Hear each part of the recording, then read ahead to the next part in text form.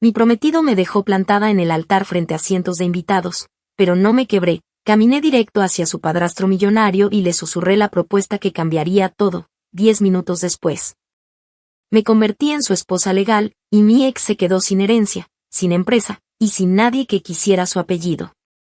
Cuando la música empezó a sonar y las puertas de la iglesia se abrieron, supe que ya no había vuelta atrás. Llevaba el vestido más caro que había tocado en mi vida, con el tul aún oliendo a lavandería fina y las flores del ramo sudando perfume en mis manos temblorosas. La iglesia estaba llena. Literalmente llena. Desde los compañeros de trabajo de mi ex hasta familiares que habían viajado desde otros estados para vernos empezar una nueva vida. Todo era como una escena sacada de una película de bodas de Hallmark, pero con la tensión de un thriller. Lo único que faltaba era él. Mi prometido. El hombre que me había prometido frente a Dios, su madre y medio condado que estaría ahí para decirme que sí. Y sin embargo, su lugar seguía vacío. No entendí lo que pasaba en un inicio. Pensé que algo había salido mal con su auto, que se había demorado el fotógrafo, que estaría corrigiéndose la corbata. Los minutos pasaban y alguien me susurró que me quedara tranquila, que era normal que los novios se retrasaran, que me veía preciosa, que todo estaba bien. Pero no estaba bien. Nada estaba bien. En medio de todos esos rostros maquillados y vestidos caros, había algo que apestaba. Una incomodidad que no podía nombrar. Y fue entonces cuando vi el gesto en el rostro del padrastro de mi prometido. Estaba de pie, al costado de la primera fila, con el ceño ligeramente fruncido y los ojos fijos en su celular. Y lo supe. No sé cómo, pero lo supe. El idiota me había dejado plantada. Todo empezó a sonar lejano. Como si yo estuviera viendo la escena desde afuera. Escuchaba murmullos, sentía como el calor del lugar empezaba a mezclarse con mi sudor frío. Mi madre trató de sostenerme el brazo con torpeza, diciendo que debíamos esperar un poco más, que tal vez había tenido un ataque de ansiedad. Una prima mía incluso se acercó a decirme que, si yo lloraba, todos llorarían conmigo. Pero yo no lloré. Me tragué las lágrimas, apreté los dientes y respiré tan hondo que casi me desmayé. Entonces lo decidí. Si él no quería estar ahí, si me había usado para llegar hasta este punto solo para abandonarme frente a todos, no iba a suplicar ni a dar explicaciones. No iba a convertirme en esa mujer que se encierra en el baño a gritar o que necesita que la saquen del altar como si fuera una víctima más. Así que caminé. Lenta, pero firme. Crucé todo el pasillo mientras los invitados se removían incómodos en sus bancas, como si esperaran que me desmayara o hiciera una escena. Pasé por al lado de su madre, que apenas podía levantar la vista del suelo, y llegué hasta donde estaba él, el padrastro. Se notaba que no entendía lo que estaba pasando, pero cuando me miró, entendió todo sin que yo tuviera que decirlo. Me acerqué y le susurré lo más bajo que pude, para que solo él escuchara: tú y yo vamos a casarnos hoy. Si tú estás dispuesto, claro. No por amor, sino por reputación.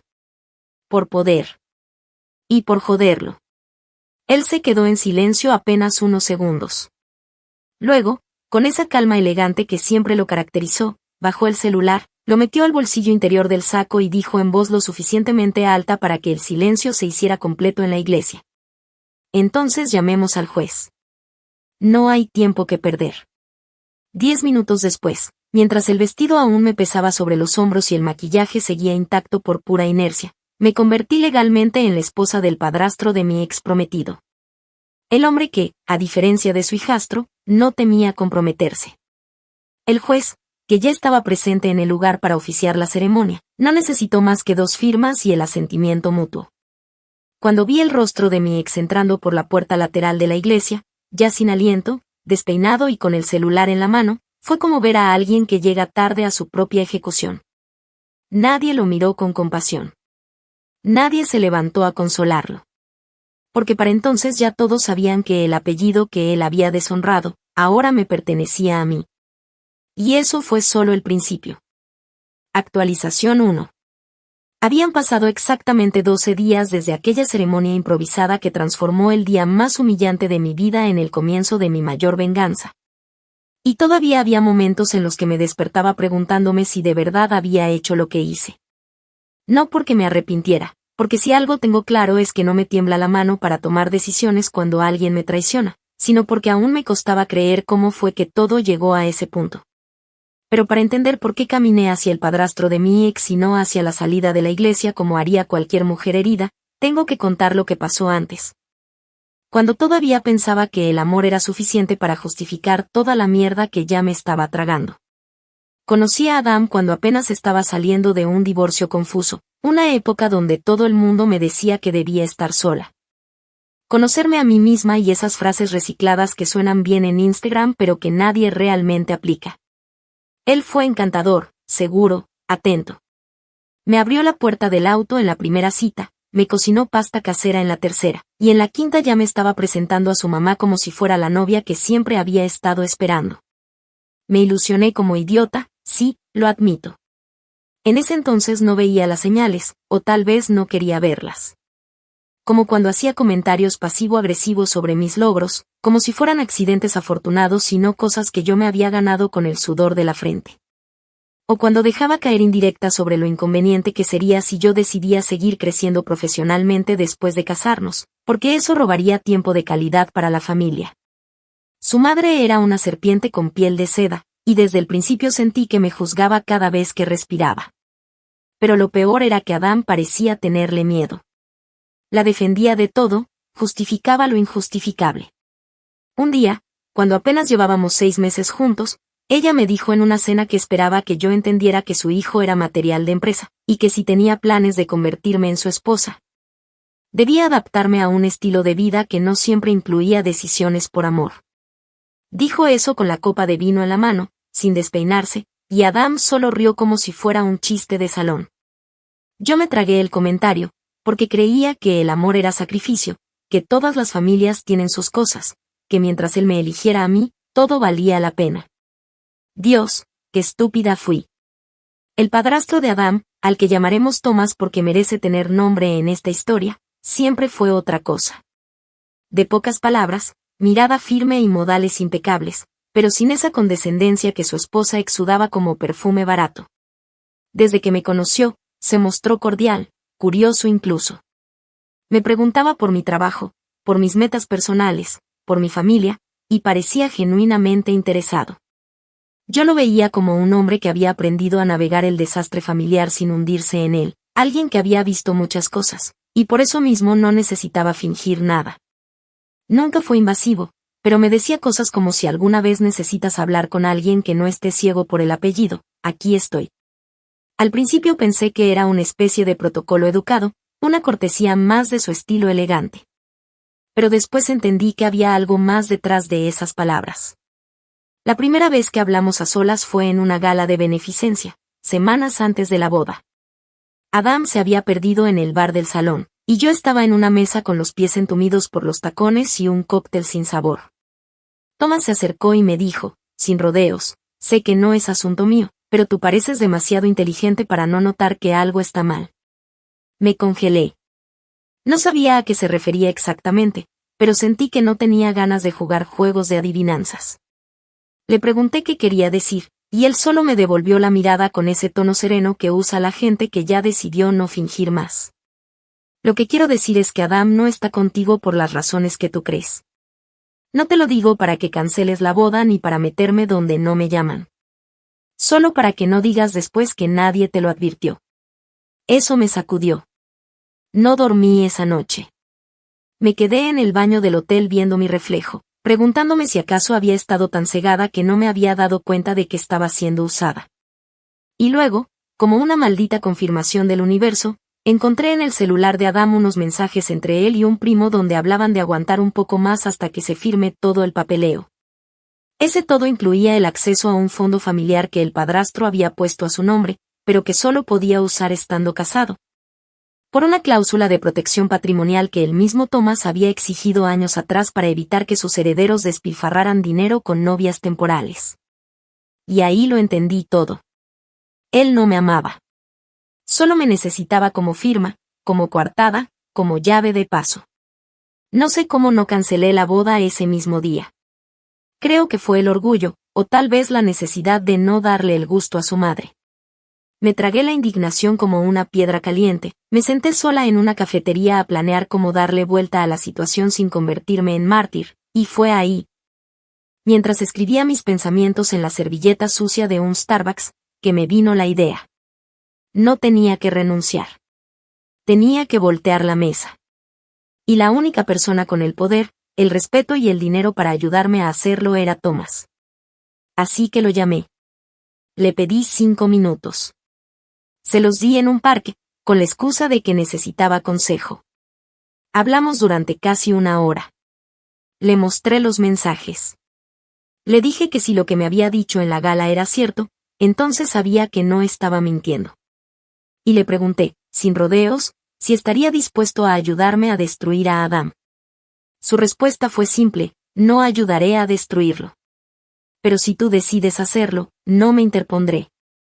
Es más, si me lo pides, me casaré contigo.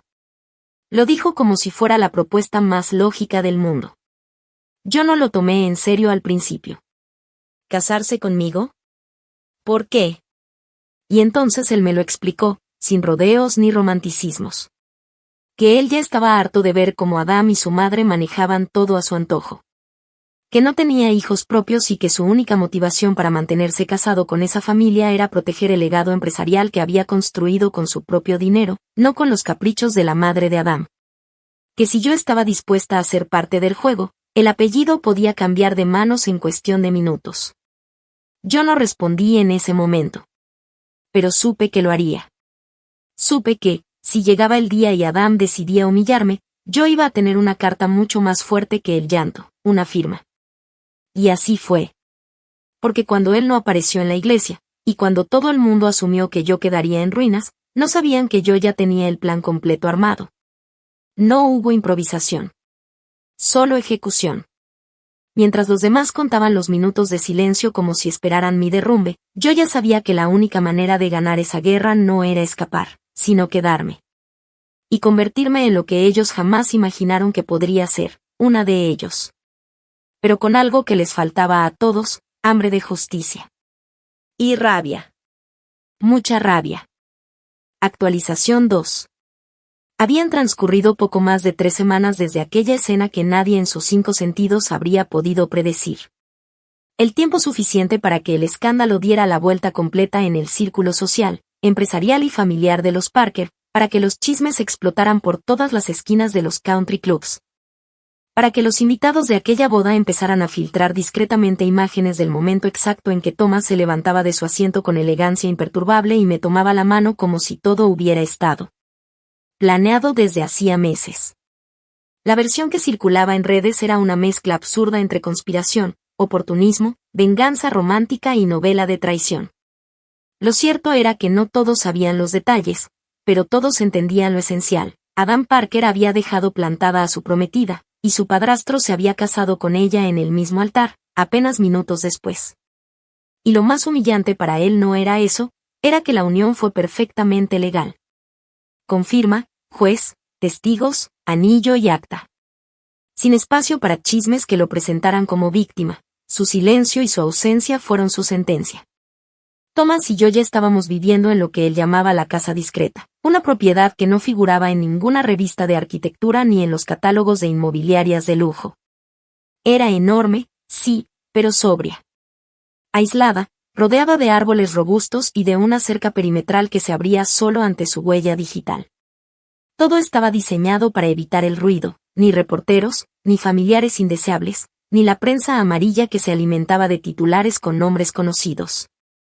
A simple vista, era una casa más en los suburbios ricos del estado. Pero por dentro, estaba amueblada como una galería privada. Pisos de nogal, escaleras de mármol italiano, una biblioteca que olía a cuero y enciclopedias, y habitaciones tan silenciosas que a veces me costaba recordar que el mundo seguía girando allá afuera. Cuando llegué por primera vez, una empleada del servicio me entregó una llave con una sonrisa cuidadosa y me dijo que la habitación principal ya estaba lista para la señora. Me tomó varios segundos procesar que la señora era yo. No supe si reír, llorar o pedir un whisky. Al final no hice ninguna de las 3 cosas. Solo subí las escaleras, Dejé la maleta sobre la cama perfectamente tendida y me senté frente al espejo, mirando mi reflejo con una mezcla incómoda de orgullo, vértigo y sospecha. Me acababa de convertir en la esposa legal de un magnate que, hasta hacía semanas, solo era el padrastro distante de mi prometido. No era amor. No era sexo. No era ternura. Era un acuerdo. Una alianza. Un pacto silencioso entre dos personas que sabían lo que era tragarse la humillación para después escupirla con clase. A veces, en medio del silencio pulcro de la casa, pensaba si estaba loca. Si en algún punto había cruzado una línea que me volvería irreconocible. Pero bastaba recordar los ojos de Adam aquel día, al entrar por la puerta lateral de la iglesia y ver que la boda no lo estaba esperando a él, sino que ya había ocurrido sin él, para que la cordura me regresara de golpe. Thomas me ofreció una copa de vino la primera noche. Me dijo, como si estuviéramos en una sala de juntas, a partir de ahora, todo lo mío es también tuyo. No solo por contrato, sino por función. Si quieres quedarte en esta casa y vivir tranquila, lo entenderé. Pero si quieres entrar al campo de batalla, tendrás que ensuciarte las manos. Yo lo miré fijamente y le respondí que ya venía sucia desde antes. Que no necesitaba guantes. Que mi lugar era donde se decidían las cosas, no en una sala de espera. Él sonrió sin decir nada más y, al día siguiente, tenía en mi correo institucional las credenciales para entrar al sistema administrativo de la compañía. Me estaban dando acceso a uno de los conglomerados más estables del sur del país. Y no solo como invitada. Como heredera operativa. Como esposa del dueño. Como alguien a quien ya no podían ignorar con sonrisitas diplomáticas. La primera junta a la que asistí fue tan incómoda como era de esperarse. Entré con el cabello suelto, un traje beige sobrio y sin maquillaje exagerado.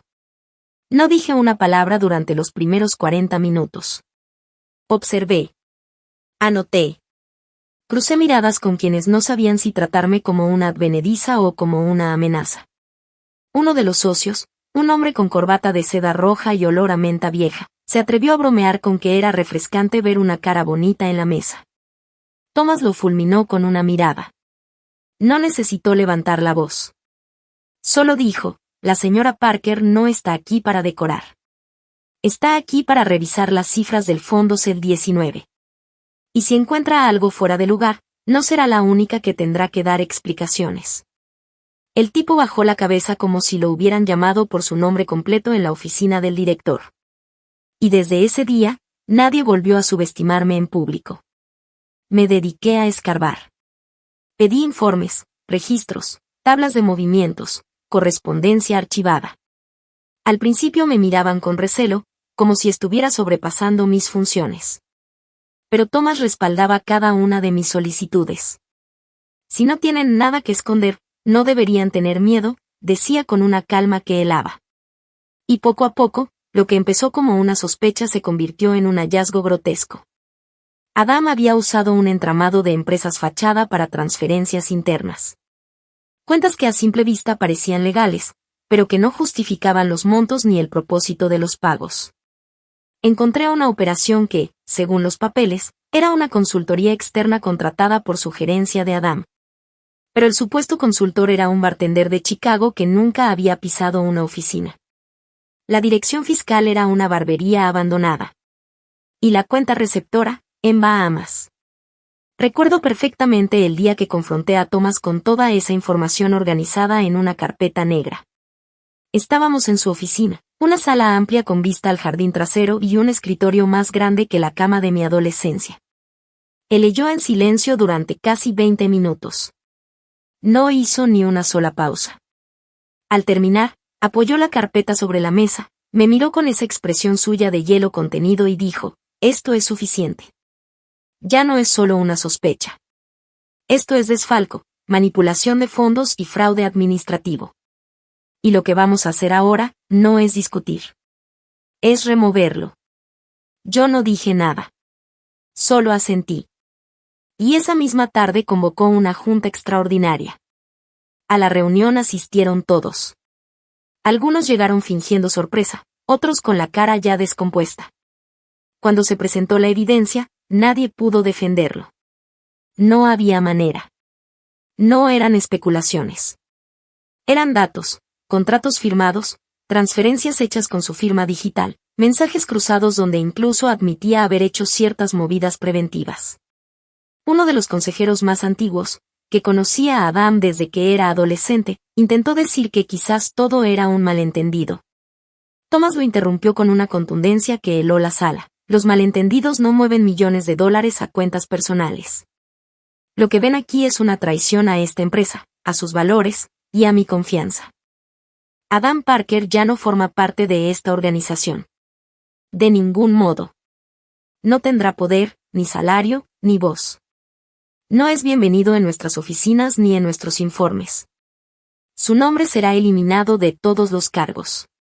Y quien se oponga, puede acompañarlo en la puerta. Alguien le escribió a Adam al instante. Supongo que fue ese mismo consejero que aún creía que podía salvarlo.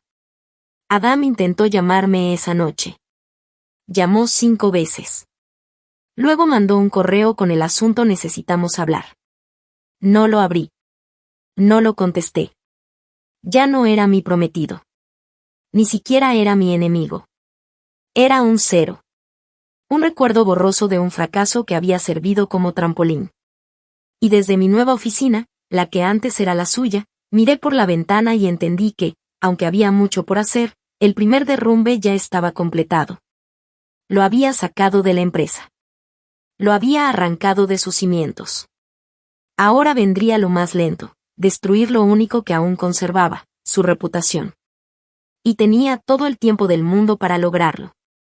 Actualización 3. Pasaron casi 2 meses desde aquella junta extraordinaria que selló oficialmente la salida de Adam del directorio. 2 meses en los que su nombre dejó de figurar en los correos, en las minutas, en las decisiones. 2 meses en los que, de pronto, descubrí cuán profundamente enredado estaba él en esa empresa, no por mérito, sino por manipulación. Durante semanas me dediqué a limpiar cada rincón de sus huellas, revocar autorizaciones, cerrar accesos. Bloquear sus contraseñas administrativas y notificar a cada división que toda solicitud proveniente de su parte debía ser reportada de inmediato al equipo legal. Pero incluso con toda esa limpieza superficial, los tentáculos de Adam seguían vivos bajo la mesa. Había dejado sembrados varios de sus aliados, personas que se habían beneficiado del sistema que él había montado y que ahora temían que su castillo de favores se viniera abajo. No lo defendían por lealtad, lo defendían por miedo. Y eso los hacía peligrosos. Por eso mismo, mi siguiente paso no fue gritar, ni hacer públicas las irregularidades. Fue más sutil. Más quirúrgico. Me dediqué a identificar a todos los que habían participado de su red. Desde proveedores fantasmas hasta socios menores que firmaban sin leer, pasando por empleados que, en teoría, estaban en puestos técnicos pero en realidad solo eran intermediarios de sus fraudes. Uno por uno, con la ayuda de un analista forense que Thomas me había recomendado, los fui aislando. Empecé a reestructurar departamentos completos. Cambié supervisores, reorganicé la cadena de reportes y sometí cada contrato firmado durante su gestión a una auditoría externa. Al principio hubo resistencia. Murmullos. Cartitas internas intentando frenar la revisión. Pero lo que nadie esperaba era que yo no me estaba guiando por corazonadas. Tenía pruebas. Y más importante aún, tenía acceso. Por primera vez, los aliados de Adam se dieron cuenta de que la que ahora mandaba era yo. Y no estaba jugando. Fue en ese proceso cuando descubrí algo que superaba incluso mis expectativas. Uno de los movimientos bancarios más antiguos, disfrazado como pago a una consultora canadiense, en realidad estaba vinculado a una cuenta en Nevada a nombre de un viejo amigo de Adam. Alguien que aparecía en varias fotos de nuestras vacaciones anteriores, pero que yo jamás supe que tenía una empresa registrada a su nombre. Esa cuenta había recibido más de $120,000 por asesorías estratégicas que jamás existieron. Crucé fechas, comparé documentos, revisé agendas, y encontré que, durante el mismo periodo, Adam había estado viajando en nombre de la empresa, cargando esos gastos a las tarjetas corporativas. Pero los reportes decían que estaba en reuniones. No era cierto. Estaba en casinos. Hoteles. Restaurantes donde las facturas superaban por el triple el presupuesto. Usaba el nombre de la empresa como si fuera su cuenta personal. Como si todo le perteneciera. Le entregué ese informe a Thomas en una carpeta gris. No hablamos mucho. Él solo lo leyó, marcó algunas hojas con lápiz y luego me miró con una mezcla de respeto y tristeza. Me dijo que había confiado en Adam porque lo había criado desde los 9 años, que había querido verlo como su hijo, aunque no llevaran la misma sangre.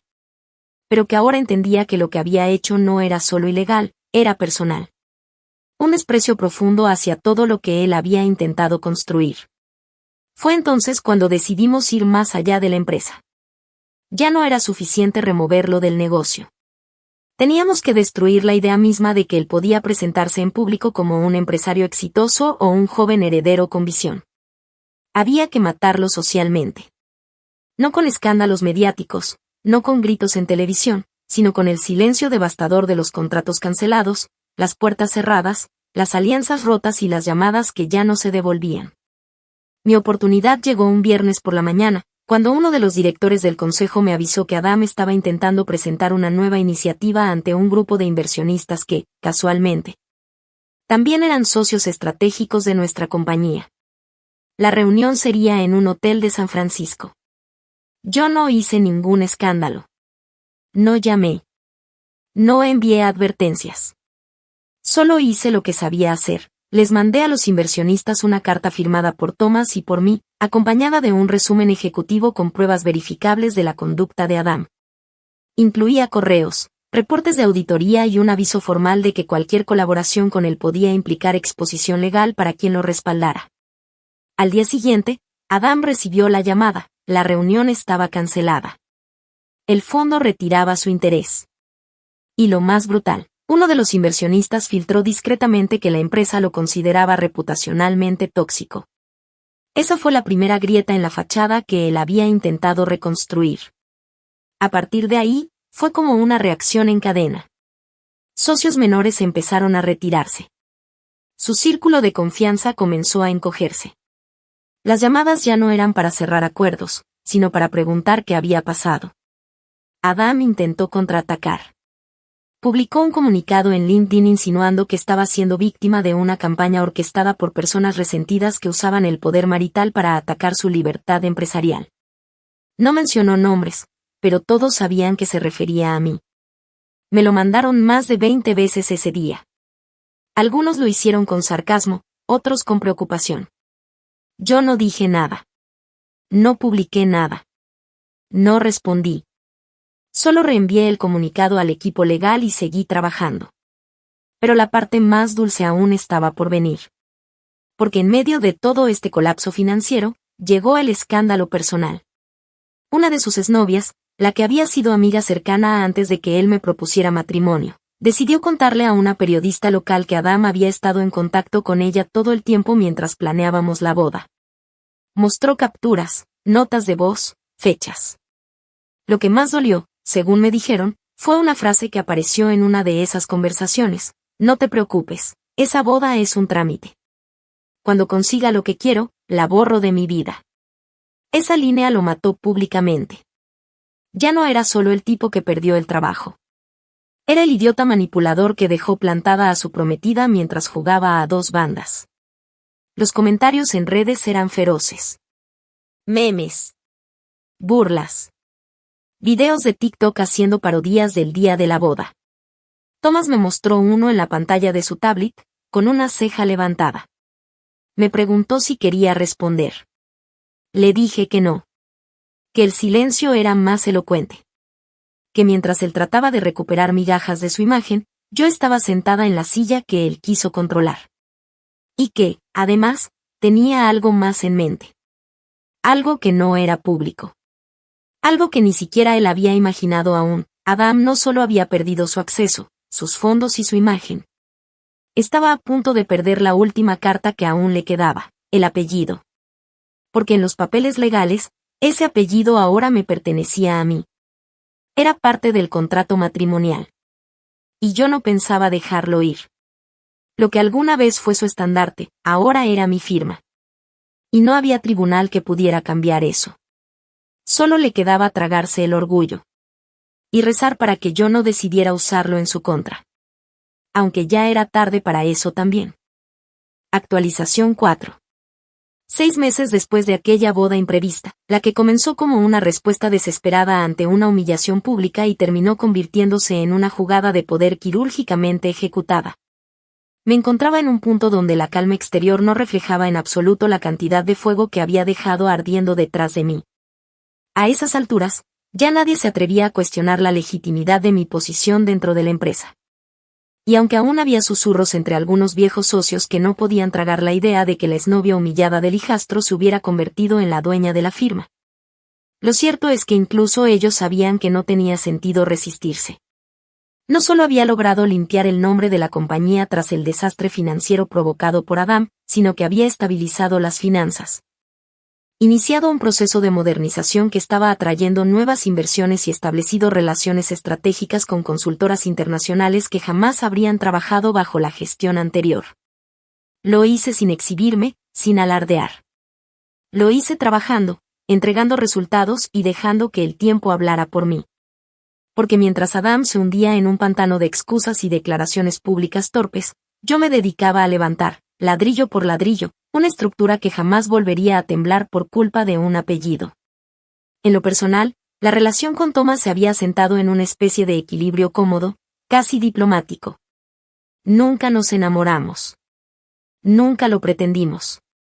Desde el principio, él y yo sabíamos lo que estábamos haciendo. Era una alianza, una sociedad en el sentido más literal de la palabra. Dormíamos en la misma casa, desayunábamos en la misma mesa, nos acompañábamos a eventos sociales como pareja y, sin embargo, nunca cruzamos la línea de lo íntimo más allá de lo necesario para mantener las apariencias. No lo necesitábamos. Había entre nosotros algo más fuerte que la atracción, el respeto absoluto por el valor del otro. Thomas me admiraba, y yo, aunque jamás lo diría en voz alta, le tenía un aprecio profundo. Él me dio algo que nadie más había hecho hasta ese momento. Un espacio para ejercer mi poder sin condiciones, sin exigencias emocionales, sin chantajes. Y yo le ofrecí algo que llevaba años buscando sin saberlo, alguien que supiera cuándo callar, cuándo atacar, cuándo proteger lo que realmente importaba. Adam, por otro lado, había desaparecido casi por completo del circuito público. Después del comunicado fallido en redes y del intento patético de victimizarse, se había refugiado en una casa alquilada al otro lado del país, según me enteré por un par de conocidos en común. Me contaron que estaba viviendo con lo justo, que vendió su auto, que había intentado entrar como consultor independiente a un par de firmas menores pero que, al ser rastreado por reputación digital, era descartado de inmediato. Ninguna empresa grande quería tener vínculos con él. La frase reputacionalmente tóxico se había convertido en una especie de maldición que lo perseguía a cada entrevista, a cada correo que enviaba ofreciendo servicios de estrategia corporativa. Incluso su madre, la misma que antes desfilaba con orgullo por las oficinas fingiendo que era una especie de primera dama empresarial, había desaparecido del mapa. Me enteré de que se había mudado a Miami y estaba viviendo con una prima. Nadie la quería cerca. Nadie se atrevía a asociarse con alguien que había sido cómplice de la estafa de su hijo y que, hasta el último momento, lo había defendido como si el resto del mundo estuviera equivocado. Una tarde recibí una carta. Escrita a mano. Con tinta azul y caligrafía que reconocí al instante. Era de Adam. No por arrepentimiento, no por nostalgia, sino por desesperación. Decía que quería reunirse conmigo, que necesitaba explicar ciertas cosas, que me debía una conversación y que había muchas verdades que yo aún no sabía. Me detuve a leer cada línea con una mezcla de risa interna y una náusea familiar. Me hablaba como si aún tuviéramos algún tipo de lazo, como si yo no hubiera estado presente durante todo el derrumbe que él mismo provocó. Me dijo que sabía que lo que había hecho el día de la boda fue imperdonable, pero que su vida había sido un torbellino, que su madre lo había presionado, que en el fondo él sí había querido casarse conmigo, pero que no supo cómo enfrentar sus propias contradicciones. Decía que su mundo se había desmoronado, que no tenía a nadie, y que, a pesar de todo, él seguía pensando en mí. Al final, remataba con una frase que no olvidaré jamás: tal vez tú seas la única que pueda ayudarme a empezar de nuevo. Me quedé mirando esa carta durante minutos. No porque me conmoviera, sino porque me parecía fascinante la capacidad que tenía Adam para narrarse a sí mismo como un náufrago, como un mártir de sus propios errores. No respondí. No lo llamé. No lo busqué. En lugar de eso, le entregué la carta al abogado de Thomas y le pedí que la archivara en caso de que necesitáramos pruebas de acoso o algún intento legal de acercamiento indeseado. No porque creyera que era peligroso, sino porque ya no confiaba en nada que viniera de él.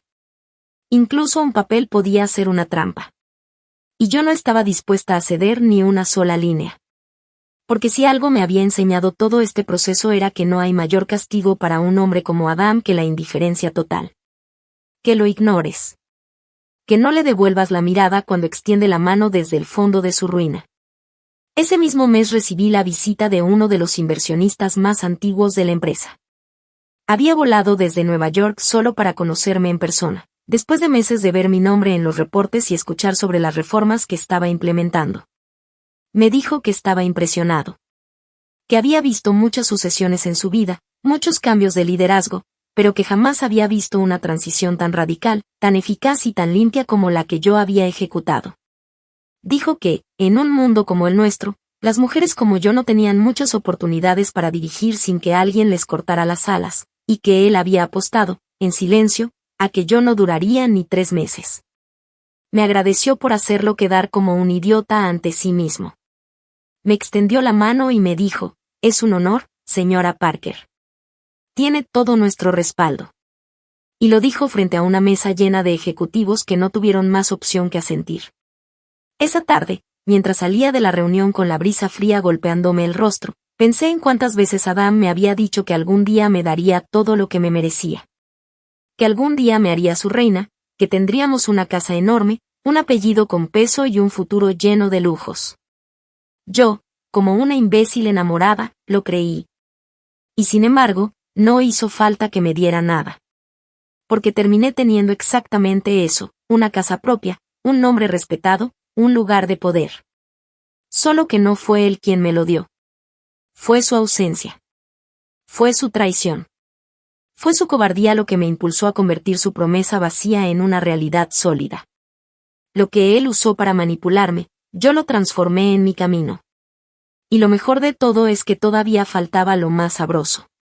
Porque la herencia que tanto anhelaba, esa que Thomas había protegido por años para asegurar la continuidad de su legado, estaba a punto de ser modificada oficialmente. El testamento anterior había dejado un porcentaje a Adam por el simple hecho de ser su hijo político, una especie de gesto moral. Pero ahora, Thomas había iniciado el proceso para anular por completo cualquier vínculo hereditario con él. Y en el nuevo documento, el único nombre que figuraba como beneficiaria absoluta era el mío. No porque yo se lo hubiera pedido. No porque lo necesitara.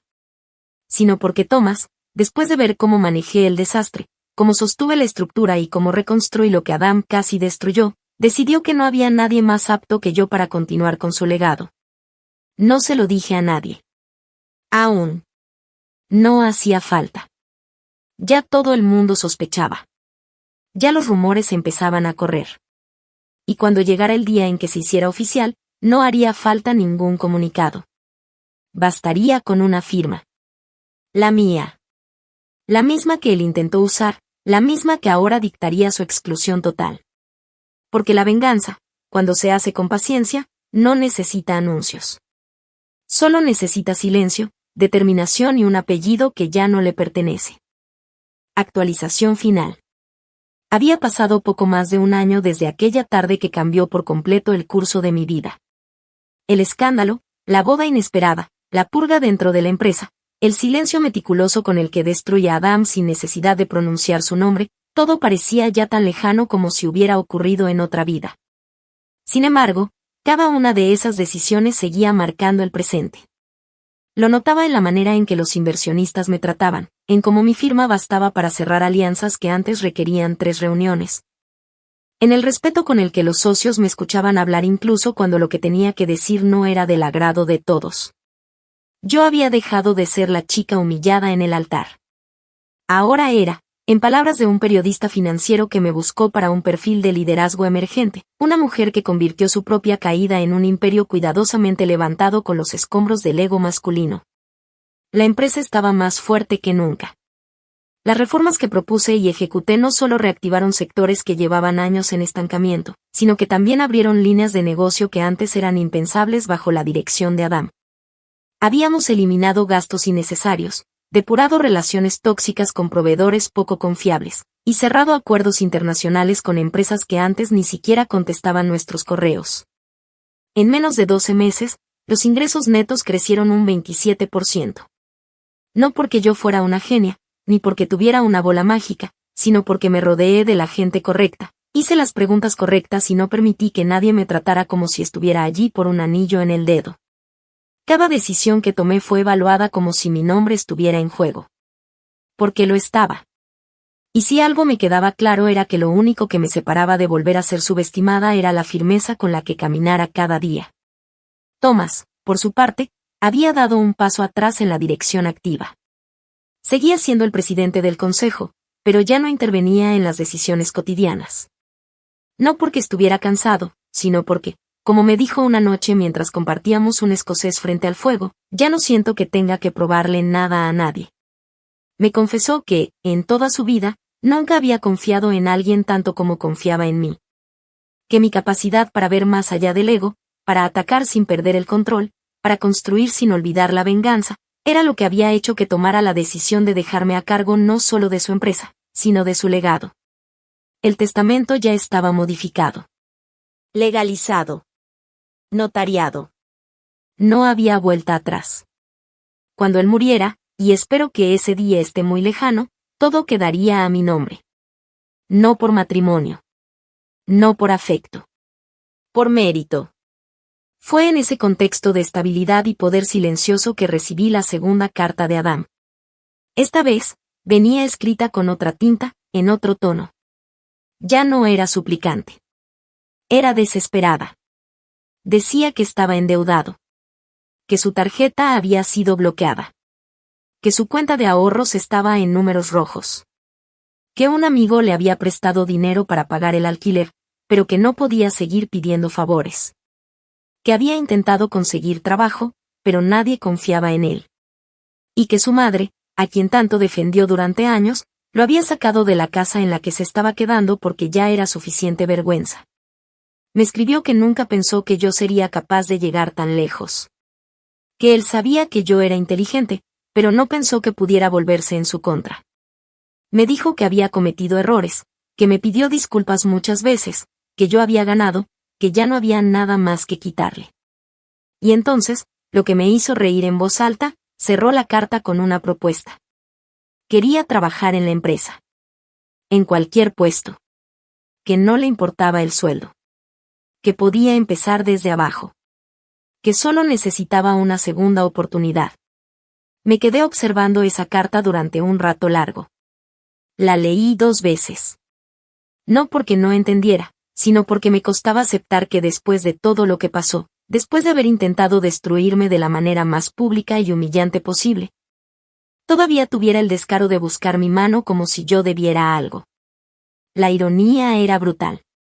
Él, el hombre que me dejó vestida y abandonada frente a cientos de personas, me pedía ahora que le devolviera la dignidad que perdió por su propia cuenta. Y lo hacía con esa mezcla asquerosa de vergüenza y manipulación que siempre lo había caracterizado. Como si el hecho de haber tocado fondo fuera suficiente para que yo bajara la guardia. Así que no respondí. No le escribí. No lo llamé. No le mandé ningún mensaje, ni por correo, ni por intermediarios. En cambio, redacté un documento. Uno frío, legal, con la redacción pulcra de los abogados corporativos. Era una notificación de cese definitivo de cualquier posibilidad de relación comercial o laboral con la compañía. Iba firmada por mí, por Thomas, y por el nuevo director jurídico. Y se envió por correo certificado con acuse de recibo. 2 días después, recibí la confirmación de que la había recogido. No supe si la rompió, si lloró, si gritó. No me importa. Lo único que sé es que, al leerla, entendió que no había ningún escenario, en esta vida o en la próxima, donde yo volviera a abrirle una puerta. Que todo lo que destruyó se quedó destruido. Y que el apellido que él alguna vez usó como bandera, ahora era el símbolo de su derrota. Hoy en día, ya no me preguntan por él. La mayoría de la gente nueva que llega a la empresa ni siquiera sabe que existió. Los que lo conocieron ya no lo mencionan. No porque esté prohibido, sino porque no tiene sentido. Es un fantasma. Una nota al pie de página en una historia que ahora tiene mi nombre. Mis tarjetas, mis contratos, mis presentaciones, todo lleva el apellido Parker. El mismo que me negaron. El mismo que me quisieron arrebatar. El mismo que ahora, por decisión legal, ética y estratégica, me pertenece por completo. A veces, cuando firmo algún documento importante, no puedo evitar sentir un leve escalofrío al escribirlo. No por nostalgia, sino por justicia. Porque es la prueba más clara de que se puede perder todo y aún así salir ganando. Que la traición, cuando se usa bien, puede ser el cimiento de tu imperio. Y que nada en esta vida se disfruta tanto como ver caer, en silencio, a quien creyó que jamás tocaría el suelo. Yo no quería venganza cuando me dejó plantada. Solo quería entender por qué. Pero cuando vi en sus ojos el desprecio, el desdén, la soberbia de alguien que nunca pensó que tendría que responder por lo que hizo, supe que lo único justo era hacer que el mundo lo olvidara. Y que cada rincón que alguna vez creyó suyo, llevara mi nombre. No porque yo lo robé, sino porque él lo regaló. Y yo supe exactamente qué hacer con él.